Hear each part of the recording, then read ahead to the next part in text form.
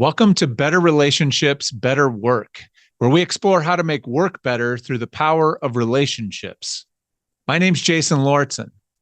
I'm the author of 2 books, a leadership trainer and speaker on a mission to fix how we treat people at work. Now, in this episode, we'll explore the important and sometimes complicated relationship between boundaries and trust. We delve into the importance of knowing our own self-worth and value if we truly want to build meaningful, trusting relationships with others. And you'll be reminded of how truly transformative a single positive relationship can be in our lives. My guest this week is Lindsey Rai Kortan. Lindsey Rai is a longtime friend of mine. She's someone who I deeply admire for the impact that she's having on her community through her work. Professionally, she is the CEO of the Ronald McDonald House Charities here in Omaha, where I live, and I currently have the privilege to serve on her board. She's an incredible leader, and I've seen her in action. Now, this was a deeply vulnerable and insightful conversation. I hope you find it as inspiring and moving as I did. Please enjoy my conversation with Lindsey Rai.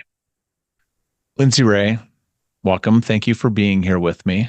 My pleasure. I'm going to start this by trying to get to know you a little bit better. And the first question I have for you is, where are you at on the introvert-extrovert scale? What do you consider yourself to be?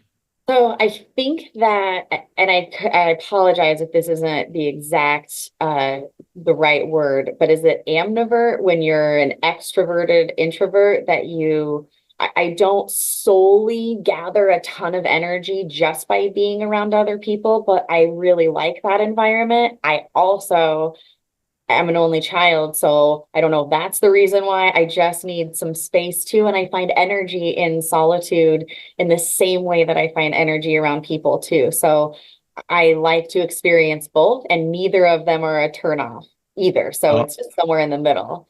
I think there's a lot of people probably that relate to that. And I mean, Susan Cain, I think, was the one that gave us that word, or at least made it sort of wildly available to us over the last, 5 or 10 years or whenever it was she wrote Quiet. But I think a lot of people relate to that. And it's weird because I feel like that's kind of, thankfully, it's given us a third option, but it's almost like too big of a third option anymore. So thank you for explaining it a little more. The reason I ask that is I'm curious, because this is a conversation about relationships. How do you think your ambivertness, or how you show up, sort of feel about energy and your relation, how has that impacted how you approach relationships, do you think? I think that historically, right or wrong, or successful or unsuccessful, I've always had this belief that in order to really magnify a relationship that you want, so if it's in business and you're trying to sell, the extroverted person is always going to have the power in the room. And so which in that case, it's become the way that that plays out for me, and has been for a long time. This is like borderline embarrassing. It's a lot of like, perform, perform, perform, perform, attention, attention. I love you. You're great. You're wonderful. Look at me. Like, it's a lot of that kind of energy. And that has served me well when it's matched with competence in what I'm talking about. It has not served me well when I'm doing all of the things and being the extroverted person, but I don't really have anything to back it up with. And so that has come in the form of reflection. And for me, reflection happens most successfully when I am in solitude and I have the opportunity to absorb what has happened or bounce ideas off in a much quieter setting. So I think that it's been a learning curve for me. And also, I think the negative things that can happen when you receive feedback that you might not like, if I'm approaching that in the same extroverted way, I tend to become more aggressive and defensive about something because I haven't had the opportunity to really absorb what's being said and how that could be beneficial. So I hope that answered your question. Or too much of an answer. Maybe. No, that's yeah. Listen, it's your answer, right? It's your experience. I'm always curious about, especially like when you describe that, and I think a lot of people probably relate to that. I know I do, that when the way that you show up, right? When you're meeting new people, or you do have to put the jazz hands version kind of together, the transition from that to sort of when you get together one-on-one and it's a different, you're not doing jazz hands, and how that impacts sort of that relationship. And sometimes that's different, right? I mean, there's a dynamic that shifts there, and people are like, wait a minute, this isn't what I expected, right? I expected something different from you. So I don't know if that ever shows up for you in terms of that downshifting. Has that ever impacted your sort of as you're building new relationships? I think that there's been a lot of maturity. Maturity is really what has affected that, not necessarily the balance between the introvert and extrovert pieces, because I think that for a long time, I would still feel that performative nature, even if it was one-on-one, because it was a match for what I always thought was the type of person who could close the deal. And so that maturity has manifested itself in the form of confidence. And a thought leader that I follow has always said that confidence is the combination of warmth and competence. If you can put those two things together and you can show that in any way that you're speaking, if you're speaking publicly, if you're speaking one-on-one, that's really what I've landed on. But I don't think that had to come with making quite a few mistakes, or like reading the room inappropriately, or and by inappropriately, I mean, I'm just going to go in and make everybody feel this way. Or the opposite, when that hasn't worked out, I'm not going to say anything at all. And neither of those things have served me. And so it's really just a maturity in the form of confidence that has allowed for a change in behaviors. And what that actually has meant in all of that, in that confidence, it's not my confidence in my own ability to say the right thing or to be the right person. It's my confidence in my ability to adapt. And so that's why I don't feel anymore that there's a disconnect between who I might have been in one situation, but I might be different one-on-one, because my ability to adapt is evident, but not disingenuous, if that makes sense. Does that make sense? It does. Okay. It does. So here's a question to get to know you on a pretty, I think, deep level, which is, what's something that you learned about relationships growing up that still shapes how you think about relationships today? This question, admittedly, immediately sends anxiety in my belly, because my first thought is not, how did a relationship or something that happened that I saw growing up help me in the future? That help didn't come until I stopped repeating the things that I was exposed to in childhood. So, for example, I believed growing up that if you're married, you're supposed to hate your spouse, which means every romantic relationship that I've ever been in has been toxic and push-pull, and there's arguing and fighting and things like that. That has changed. So that's what I mean when I feel anxiety about it, because that's how my behaviors have manifested. It's actually very, very toxic. However, the relationships that I was exposed to in the work environment were wildly different than what was going on in any other work environment, which was also interesting because it's my mom. It's the same person who's showing me this is what a marriage is like, and this is what an office can be like. And the way that she ran the office, she would call it the office of non-decorum. And so it was a very open, loving, warm environment at a time when you were supposed to be buttoned up. You were not supposed to be talking about personal things. You were not supposed, this is not your family. That was sort of the expectation. And she went against the norm. So I have these really interesting approaches to relationships, good or bad, that I've taken with me in both areas. That's an incredible example, because I think that's very counter probably to what the norm would be, right? As we tend to think of work as the place you go for bad relationships, and then you go home to recover, right? That's where it's safe, supposed to be. And so I'm sure that has been really interesting for you in terms of a journey. And that's why I find that question really interesting is it doesn't have to be, it's like whatever it was, Right. Yeah. that set the foundation for what was coming in the future, right? In the lens you use. So thank you for being so open about that. Now, I'd asked you in advance to think about a couple of different relationships, one being a personal relationship that you felt was a strong, positive, healthy relationship in your life so that we could dig in on that a little bit and learn from it. So, can you tell us a little bit about the relationship that you came to talk to us about today? Yeah, would love to share about my relationship with a really good friend. Her name is Amanda. And it's interesting because we sort of met through more of a professional lens. But our friendship it's so interesting because we're also in the same industry, but neither of us have a clue about what's going on in our respective industries, but we know everything that's going on in our heart, right? So that's just an interesting dynamic too, particularly because of the size of this town. You would think we would know everything about each other in that way too. We Now, what I know is that I know that my mom whispered into her ear while she was really sick and getting ready to pass away. And she told Amanda, please take care of her when I'm gone. And I know that my mom said that to also the other relationship that we're going to talk about too. The relationship that I have with Amanda is not as strong as it is because that's what my mom said.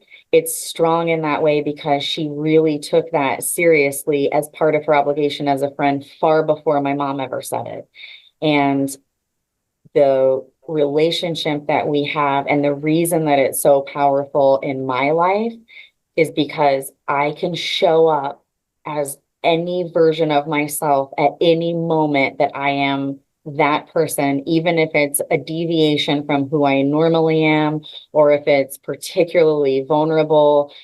And she's allowed me to be all of the sides that I have inside of me. And she has embraced all of them and has supported that, and also has been realistic about when I might be looking at something that I could be doing better or whatever. And so that's just a little insight into our friendship.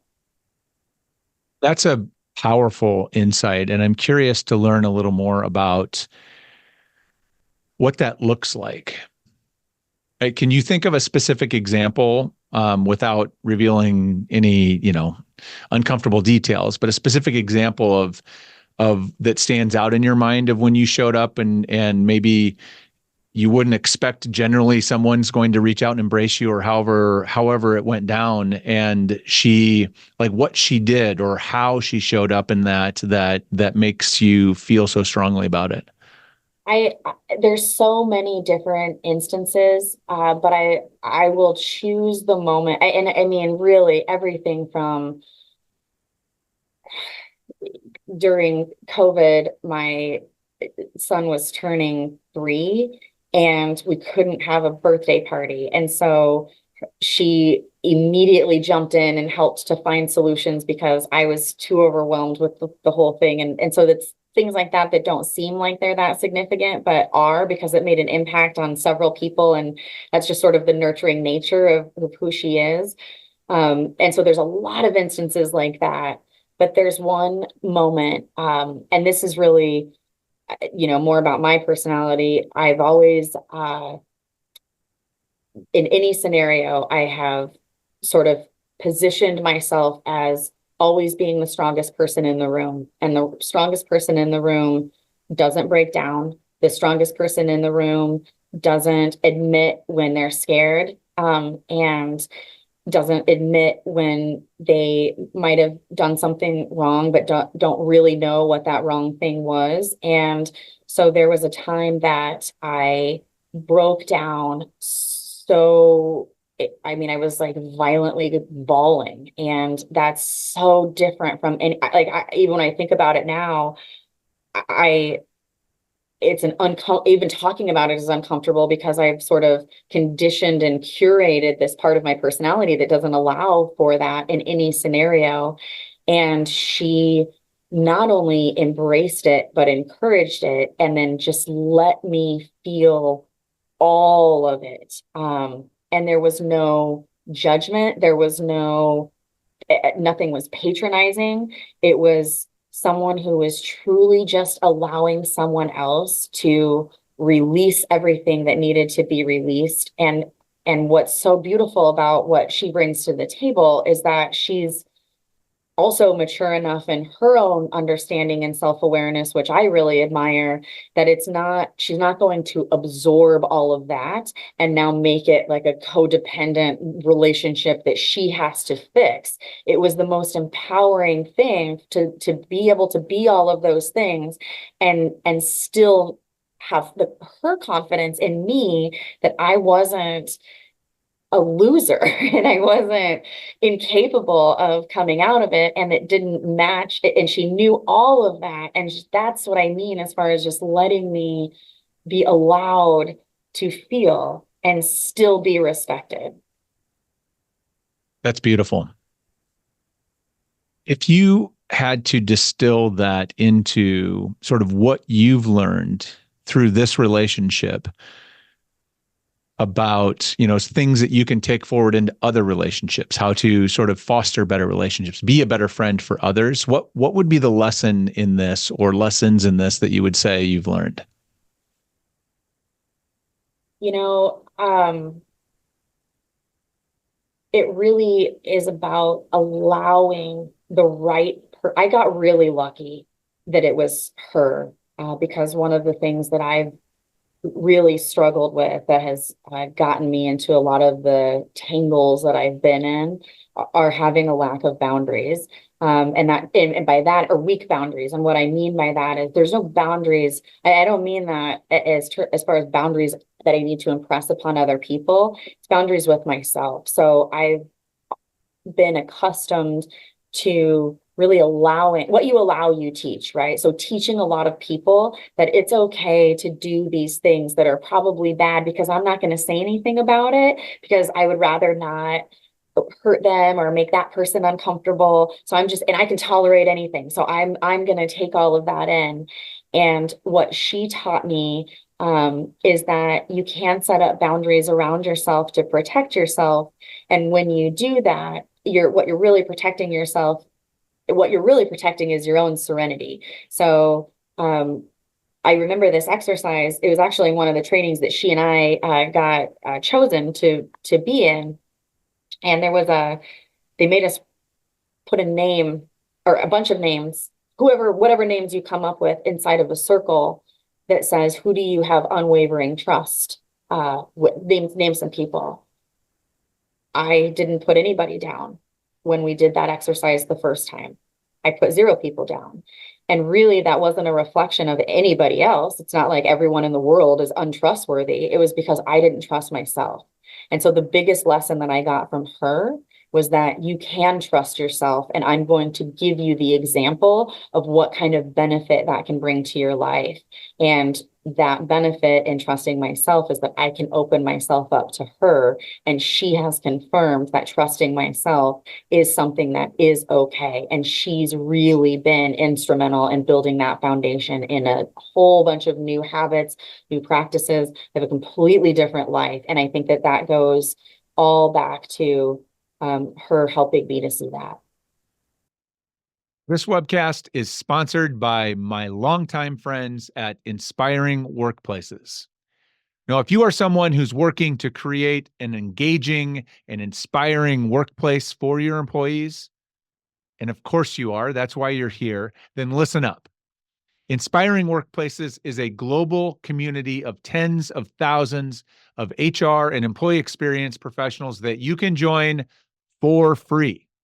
As a member, you will gain access to thousands of articles and videos and podcasts and events that will help you change the world by changing the world of work.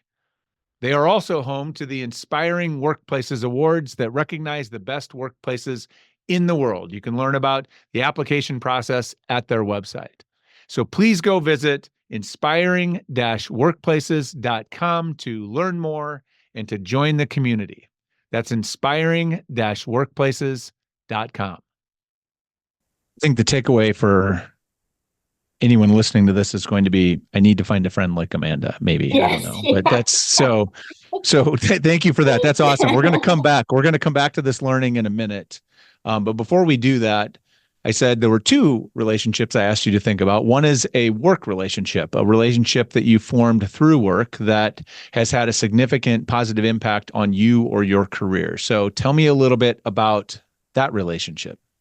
So this was actually the hardest for me to choose because I feel really strongly about how much I love the relationships I have at work. It's a really beautiful and healthy dynamic. And I mean healthy, like it's whole, which means that there's resistance that comes in, there's crucial conversations that still have to happen, but there's an appreciation for all of those things that really builds up just how special so many of the relationships that I do have at work. And that extends not just from employees, but also with board members and things like that. So I chose the person I've had the longest relationship with because I couldn't choose because everyone was great. So her name is Tina, and she and I have been working side by side. I've actually never done anything for as long as I've had this job, which means this is the longest. I mean, I've never lived in the same place this long. I've never had a job this long. So the fact that she and I have been doing this side by side and walking through the various fires that come up with being at any place of employment for 10, 12 years, we've walked through it together. Her name is Tina, and she is the second person when I did the second exercise with the circle, when I went back to the training again a second time. Those were the only two names that made it. So Amanda was one and Tina was the second. And the power of that relationship also came through circumstantial evidence where both of us had to rely on unwavering loyalty in a really uncomfortable time. And both of us had several opportunities to completely abandon each other. And we could have, and it would have probably been in for good reason. And we chose not to, and we chose unwavering trust. And that, I believe, what has created the fabric for all of the other relationships that we have here to form and to flourish also. So give me an example of, well, I guess let me back up. How did you get to that? So this is a person from work. How did you get to a place of unwavering trust? What would you say were the steps that led up, or what happened, and over what period of time did that take place? I think that we both are very similar in terms of our integrity related to doing what you say that you're going to do, and the nature of where we are, you have to. And at the time, there were only three of us. So she was running everything with the families. I was running everything with donations and everything else. Neither of us can do our job without the other person, no matter what. So we both knew pretty quickly.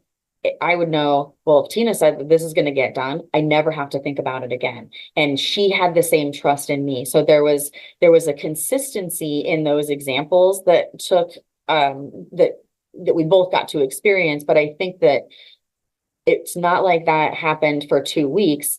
We did that consistently every single day. There were things that would come up. And then there were little moments where maybe somebody might have said something and we immediately could trust that the other person either said that, didn't say that, doesn't make sense. And if it doesn't make sense, you could trust that your intuition was right. So that happened over time. And then when it really mattered, that's when everything sort of came into play. Like, so I would say maybe, and both of us walked in pretty cautious about everybody, right? Like we're very similar in personality types in that way. We have similar personality types in that way, meaning that I would say probably a couple of years went by of like very consistent behavior. So we knew that we had that.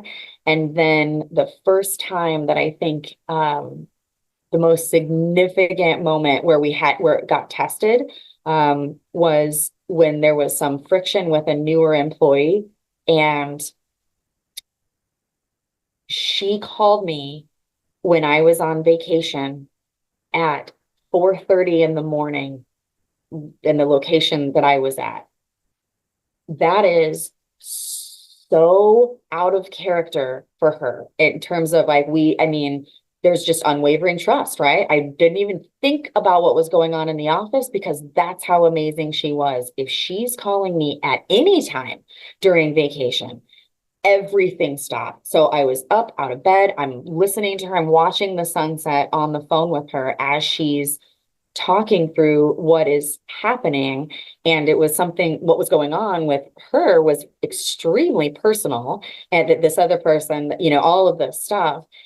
And then I got a call the next day. And by the third day, I already knew exactly what needed to happen the second I got back to the office.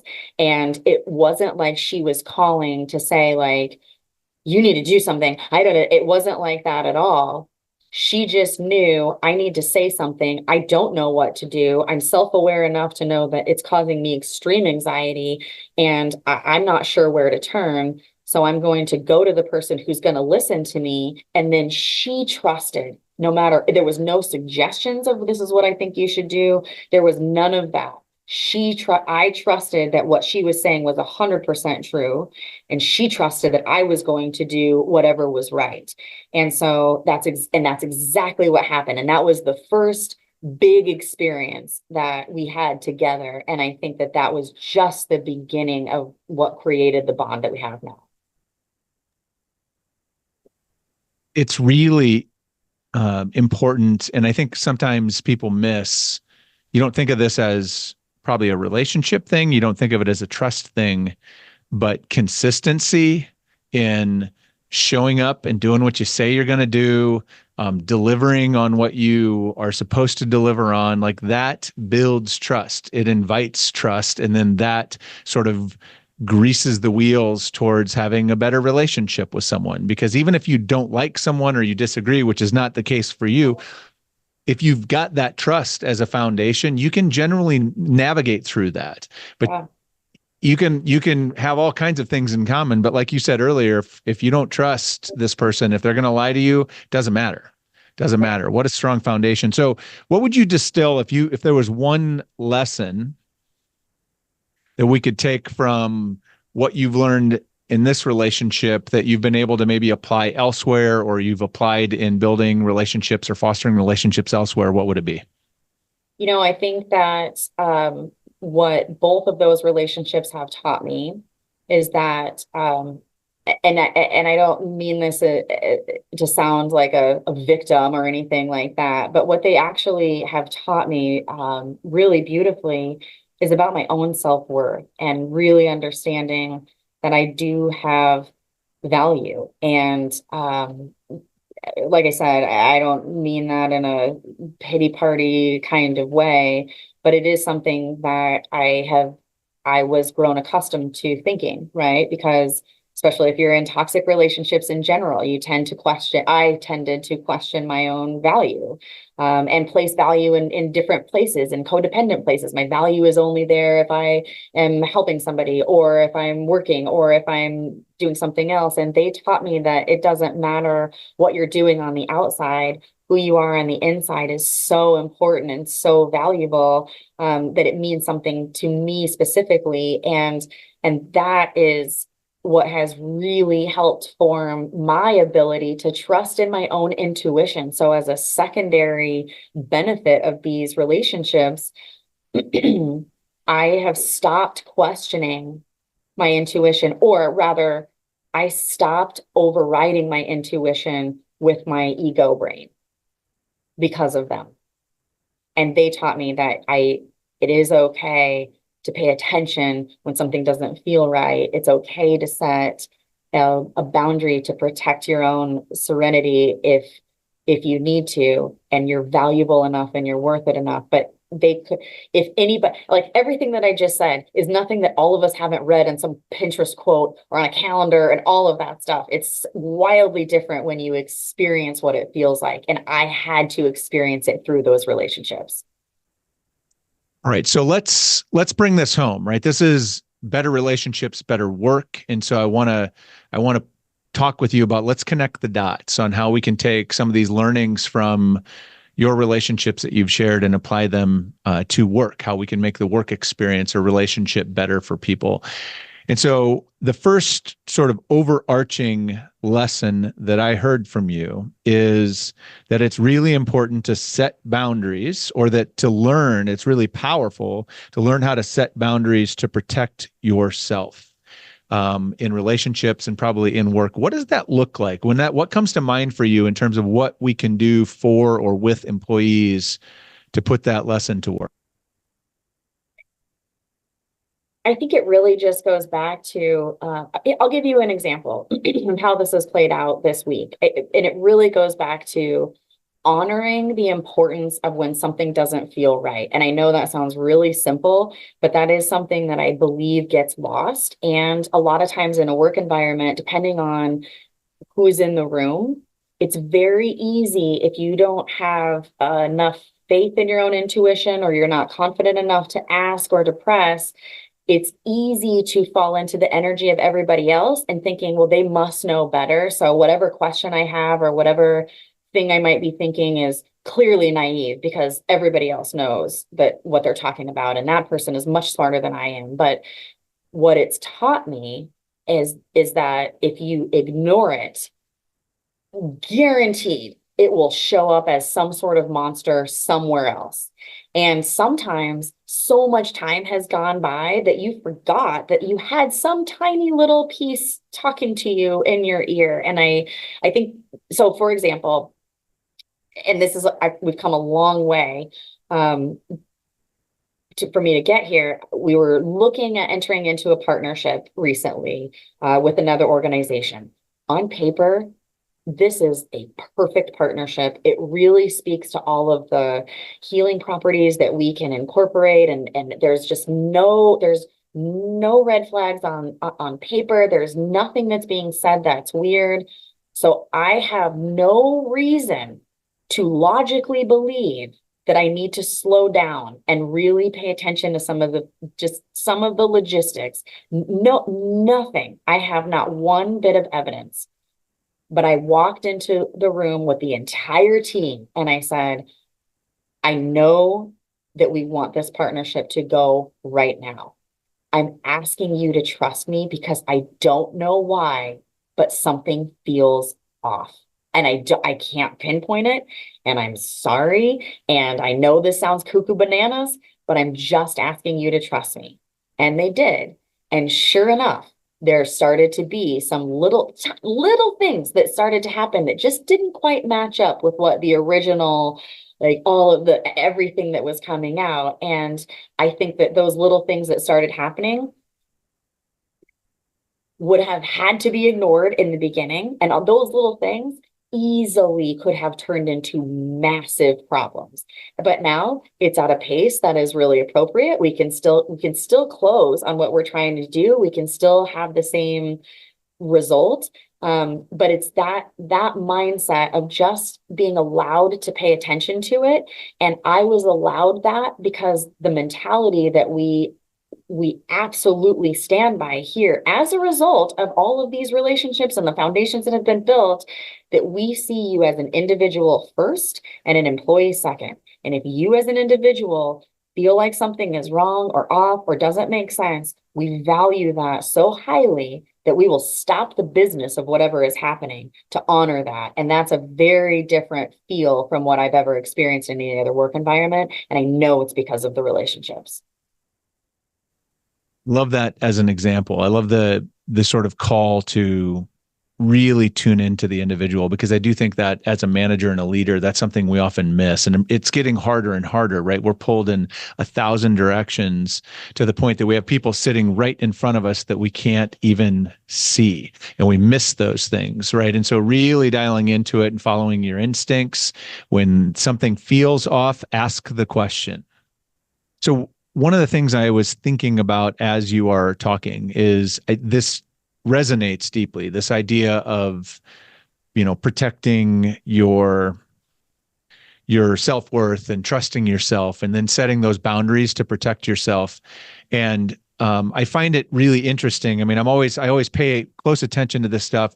If someone met you, and I have known you for a number of years, if someone met you, they would be like, this is not a person that has an issue with self-worth, right? Back to kind of where we hinted at earlier, right? With you have a lot of confidence in how you show up in your role and all of that. And so I would say, I think this is a hard thing for people. And so what I'm wondering is, if this has been so powerful for you and it's a lesson you've taken, how could we do this for employees? Like, I'm thinking, like, how do we teach employees to set boundaries around themselves, to protect themselves? How do we, encourage them to do that? Because I think oftentimes as employers, we're doing the exact opposite, right? We're taking more, we're going over boundaries, we're spreading beyond what we really should be in terms of when we reach out to them or how we are asking them to show up. So do you have any ideas about what that would look like in actual practice? Like, how do you do that? In my experience, and I'm sure there's plenty of leaders and experts that probably have maybe even a better approach. I believe if you are in a leadership role, perceived or otherwise, if you're the actual leader in title or you're the person who's actually leading the team, one or the other, if you're in that position, the accountability is on you to model it. If you're modeling it, you are allowing for a pathway.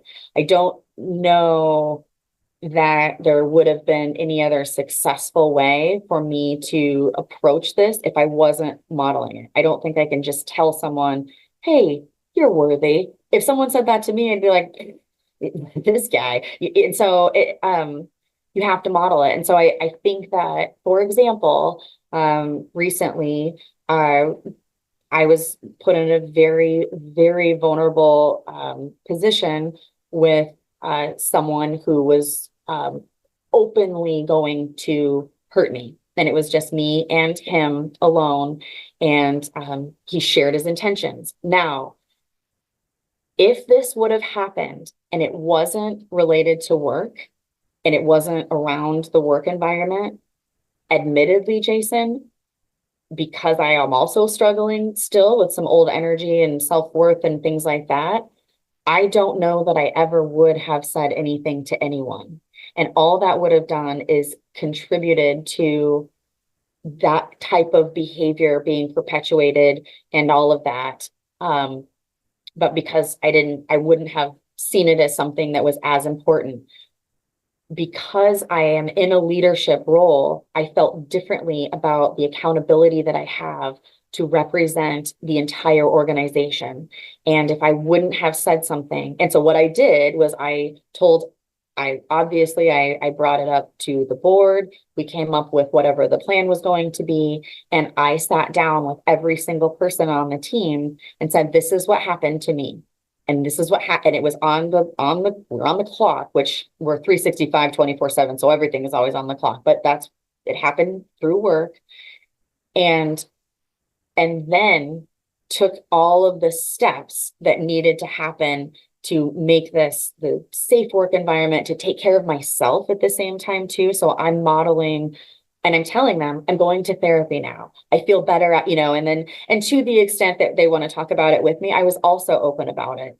And what that did was allow some other people to come forward with things that they had not felt comfortable in saying. Now, here we are in a work office environment talking about extreme vulnerabilities, but that's how you do it.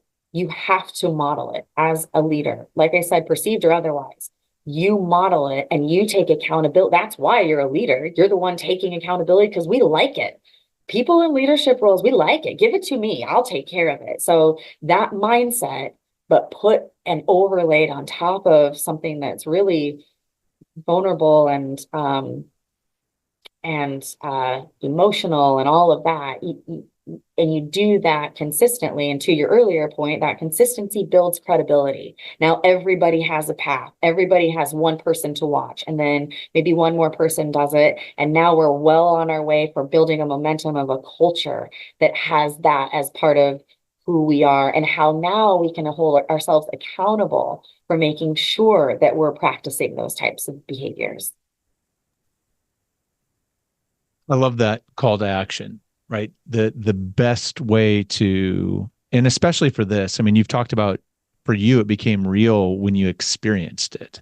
And we can talk about these things, but until a leader helps you experience it, or you experience it kind of through their experience, you see it role modeled, then that gives you both the guidance and the permission to step into that, to do that. If you see your leader set boundaries, then you're like, oh, now that maybe is something I can try, right? It gives you permission and some guidance and a model to follow. So that's incredible. Thank you for sharing that. And Lindsey Rai, thank you for being so vulnerable and open and joining me on this exploration.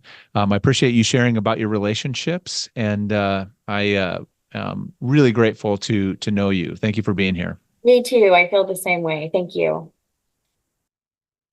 Hope you enjoyed today's episode. More importantly, I hope you learned something from the episode that can help you right away.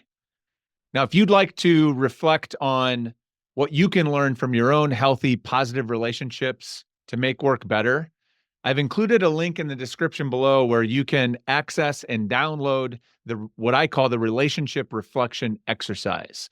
This includes the same questions that I ask each of my guests to reflect on prior to our conversation on the webcast. Also, if you found today's episode valuable, I'd ask 3 quick favors of you. Number 1, please like the episode. By liking the video and adding a comment if something spoke to you or stood out to you as really significant, you give me some great and valuable feedback, but you also help others find the video. I'd also ask you to subscribe to the channel. That does 2 important things. 1, it makes sure that you won't miss any upcoming episodes, and it sends me the message that you like the kind of content that I'm creating here. And finally, please share this video with someone who you think might benefit. What better gift can you give someone than the gift of better relationships and a better work experience?